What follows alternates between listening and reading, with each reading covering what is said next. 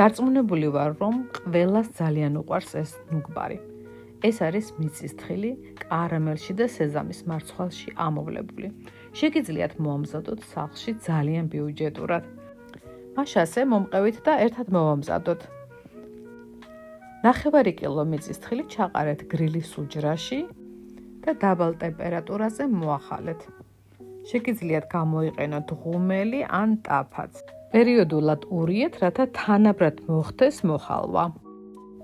ტაფაში ჩაყარეთ 200 გრამი შაქარი ძალიან დაბალ ტემპერატურაზე და გაადნეთ, ისე რომ ყოვზი არ გამოიყენოთ.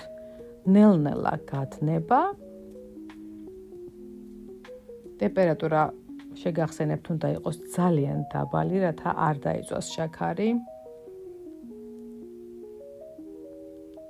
პერიოდულად ესე ნელ-ნელა შევარყიოთ ტაფა და ქარვისფერი რომ გახდება და თითქმის ბოლომდე გადნება შაქარი, შემდეგ ოდნავ მივეხმარებით ნიჩაბის ან ყოვზის მეშვეობით. შაქარი ბოლომდე უნდა გადნეს. ამასობაში მიწის თხილიც უკვე მზად არის. და ჩავყაროთ ცხელ კარამელში. აურიოთ კარგად. ისე რომ ბოლომდე ამოივლოს კარამელში მიწის თხილი.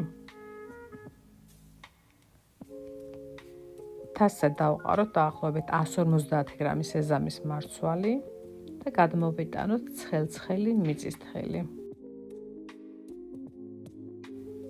სწრაფად უნდა ამოურიოთ, სანამ ცხელია, რომ კარგად მიეკრას თვითეულ თხილს სეზამის მარცვალი.